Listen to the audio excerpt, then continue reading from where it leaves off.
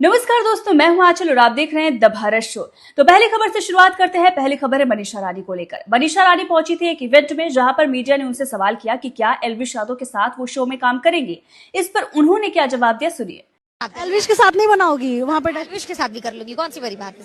तो सुना, मनीषा ने कहा बिल्कुल हाँ, लेकिन इस पर एल्विश आर्मी को है ऐतराज। वो बोल रही है बिल्कुल ना, क्योंकि ऐसे लोगों को एल्विश यादव से दूर रहना चाहिए और एल्विश यादव को ऐसे लोगों के साथ काम नहीं करना चाहिए, क्योंकि फिर से मनीषा रानी पोस्टर और थंबनेल के लिए रोना धोना करेंगी। इससे एल्विश यादव को मिलेगी निगेटिविटी और बढ़ेगा मेंटल प्रेशर। लेकिन इस पर आपका क्या कहना है, कमेंट करके जरूर बताइएगा। चलिए अगली खबर की तरफ बढ़ते हैं। अगली खबर है शिवानी कुमारी को लेकर। Shivani Kumari big boss OTT 3 में आई थी, आपको याद होगा, जिसमें कटारिया आए थे।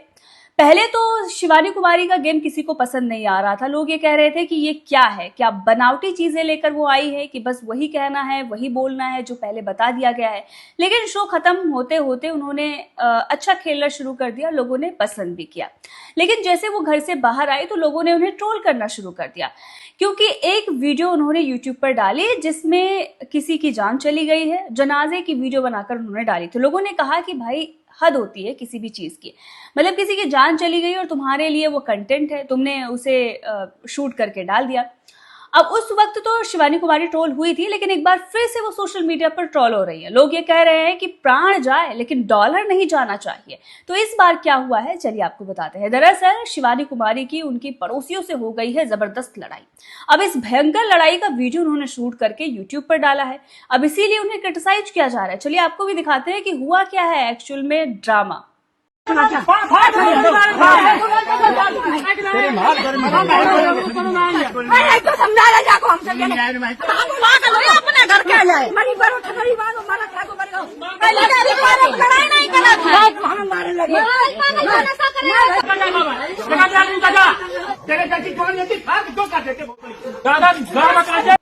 देखा आपने क्या ड्रामा चल रहा है शिवानी कुमारी और उनके पड़ोसियों के बीच में। लेकिन अब जहां पर उन्हें क्रिटिसाइज किया जा रहा है तो कुछ लोग ये कह रहे हैं कि अच्छा किया शिवानी कुमारी ने।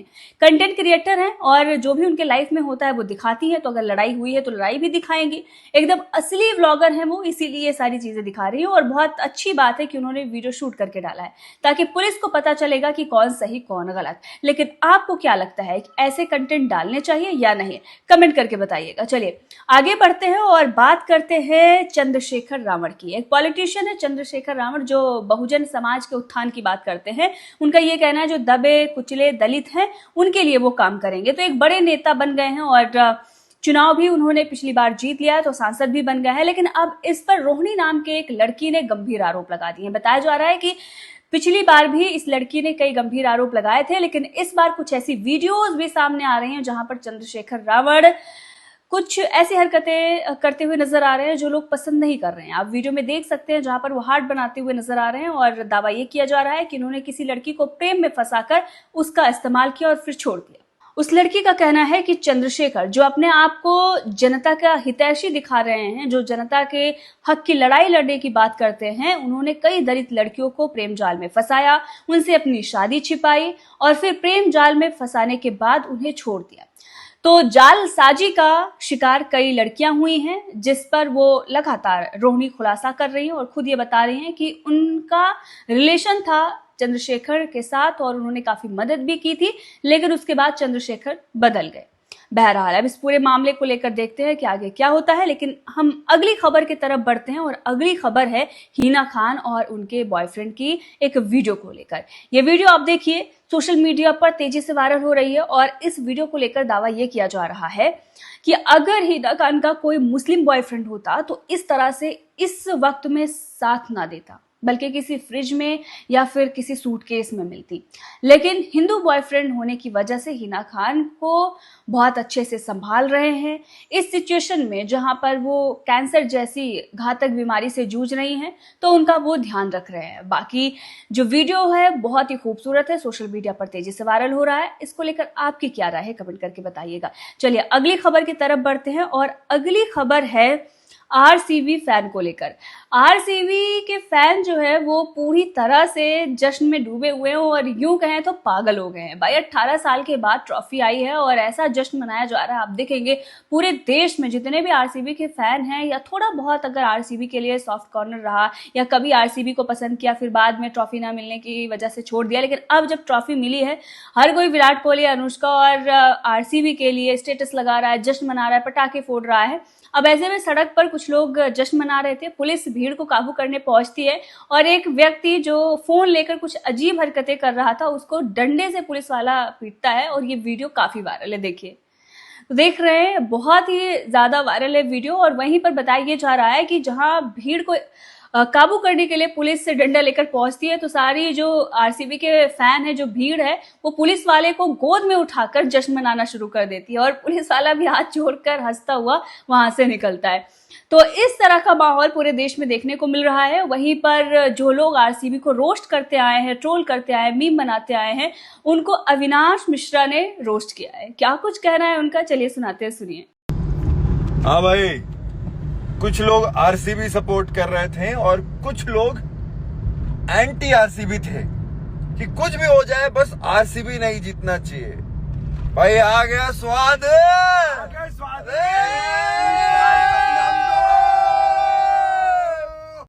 तो सुना आपने, ईशा और अविनाश भी आरसीबी को सपोर्ट करने पहुंचे थे और अब आरसीबी को ट्रॉफी मिली है तो भाई रोस्टिंग तो बनती ही है।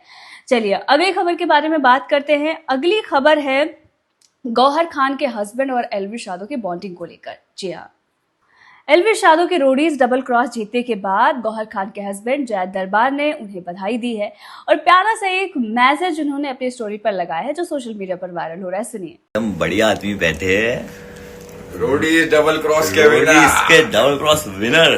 थैंक यू भाई, लव यू भाई, कॉन्ग्रेचुलेशन यार, थैंक यू ब्रो, थैंक मजा आ गया ब्रो। और सच बात यह है कि इसने ना मुझे पहले बोल दिया था कि देखना मैं जीत के आऊंगा, मतलब जीतने के थोड़ा टाइम पहले। तो सुना आपने, कितना खूबसूरत वीडियो है और काफी अच्छा बॉन्ड देखने को मिल रहा है। लेकिन वहीं पर एक बहरूपिये के बारे में हम बात करेंगे। ये बहरूपिया कोई और नहीं है, फैजान अंसारी है। किसी भी हाईलाइटेड मुद्दे को ये नहीं छोड़ता, हर मामले में आ जाता। पाकिस्तान की एक लड़की जब एक गाने पर वायरल हुई थी, जो मेहंदी में वो डांस कर रही थी, तब ये उससे शादी करने जा रहा था। उर्फी की ब्रा टाइप का केक बनाकर ये काट रहा था और उर्फी वाले मामले में भी कूद गया था। जब नकाब और हिजाब का भी जो भी मामला चल रहा था कर्नाटक में, उसमें भी ये कूद गया था और सड़क पर प्रोटेस्ट कर रहा था। यहाँ तक कि एलविश यादव मामले में भी ये कूद गया था, लेकिन इसकी इतनी अच्छे से कुटाई हो गई थी, बहुत ड्रामा इसने किया था, लेकिन इसका ड्रामा कामयाब नहीं हुआ, इसीलिए अब इस मामले में नहीं आता, दूर ही रहता है। लेकिन इस फैजान अंसारी ने अब जो कहा है, कुछ लोग उसे सही मान रहे हैं। लोग ये कह रहे हैं कि भाई देखो सेकुलर मुस्लिम ऐसे होते हैं, लेकिन जैसे उन लोगों को पता नहीं है कि भाई ये हिजाब के लिए प्रोटेस्ट कर रहा था कि हिजाब हमारा हक है और वो अब शर्मिष्ठा के लिए लड़ाई की बात कर रहा है। पहले वीडियो सुनाते हैं, उसके बाद इसकी सच्चाई बताते हैं। मेरा नाम फैजान अंसारी है। मैं मुंबई से आज Pune police commissioner Amitesh sir के पास आया हूं। समिष्ता पनोली एक लड़की जो पुणे में लॉ स्टूडेंट है, उसको 19 साल की लड़की को ममता बनर्जी सरकार ने आज सर कोलकाता में अरेस्ट करके रखा है, 14 दिन की कस्टडी में लिया है, जो बिल्कुल एक्सेप्टेबल नहीं है।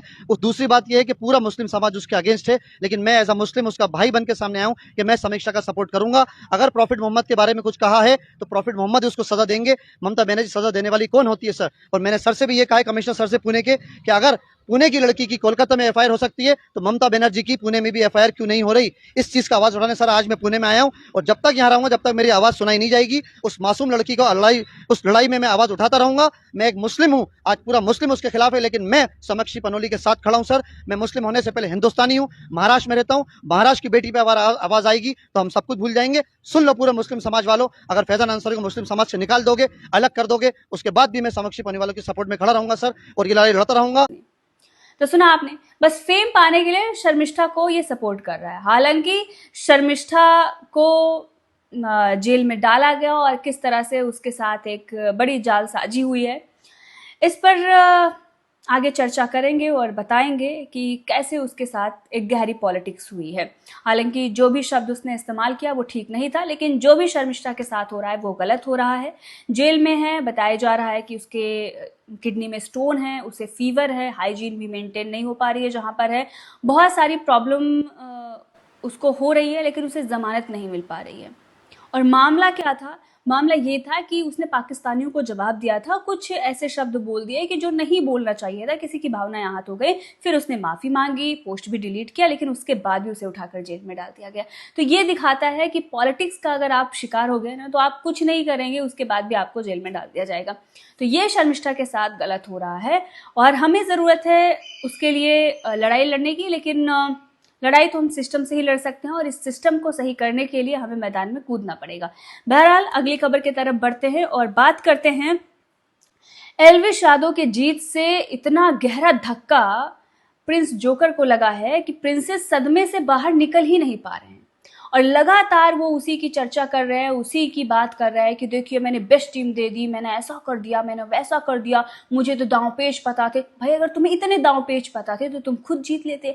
बीच शो में तुम्हारी लड़ाई हो गई, उसके बाद तुम अपना गेम चल लेते और जीत जाते, लेकिन हार गए। लेकिन सुनिए क्या कह रहे हैं। हमने शुरू में हमारा बहुत भाईचारा था भाई, बहुत भाईचारा था, क्योंकि आपका और एल्विश का। हाँ, मैंने इसको बहुत सपोर्ट किया, मैंने इसको बिग बॉस में सपोर्ट किया है, जबकि फुकरा मेरा फेवरेट है, ठीक है ना, मैं हमेशा चाहता वो जीते, पर एक तरह से भाईचारा था, हमारे काफी कॉमन फ्रेंड थे, तो मैंने इसको भी बहुत सारे वोट सिस्टम किया। फिर जब ये जीत गया था, तो जब सीएम ने आना था, तब इनकी टीम ने मुझे बहुत फोन किया, भाई प्लीज आना, भाई प्लीज आना। मैं बीमार हालत में इनको सपोर्ट करने भी गया हूं वहां पर, ठीक है। और जब शो में आया, हमने बहुत अच्छे से वेलकम किया है और मैंने इसको बेस्ट टीम लेके दिया है कि तू ले, जो आखिरी में मैं संभाल लूंगा, जो मेरे पास टीम आएगी आई विल मैनेज। मैं क्योंकि मैं इतने साल से खेल रहा हूँ, मुझे ट्विस्ट एंड टर्न पता है, मैं कहीं ना कहीं से गेम निकाल लूंगा, ठीक है ना। एंड शो के अंदर जाके फर्स्ट डे से ही तो मेरे गैंग को निकालना चाहते थे। तुम्हारे अंदर क्या था मुझे नहीं पता था ना, क्योंकि हम तो भाईचारे वाले हैं भाई। मैं बहुत स्ट्रेट फॉरवर्ड हूँ, मैं बहुत दिल से करता हूँ चीजें, ठीक है। अगर आप मेरे साथ अच्छे हो, मैं सच में कह रहा हूँ, मैं तुम्हारे साथ उससे ज्यादा अच्छा करूंगा। आप रात आधी रात को भी आवाज मार दोगे ना, प्रिंस मुझे काम है, प्रिंस सबसे पहले खड़ा होगा, ठीक है, मैं ऐसा हूं। और अगर आप बदतमीज हो, आपको ये नहीं पता, आप 10 साल पहले हो रहे हो कि मैं तेरे को मार दूंगा, नहीं मार सकते भाई, तुम्हें कुछ नहीं, ठीक है। तो इसीलिए जब इस बार लड़ाई भी हुई थी और हमारी हुई भी है, तो बात यही चल रही है कि जो मैंने फिनाले में बोला भी है कि मैं तेरे शहर आया था, मैंने अपने शहर नहीं बुलाया इसको भाई, कि ये बोला था मैं गुंडा हूं, तुम बाहर आके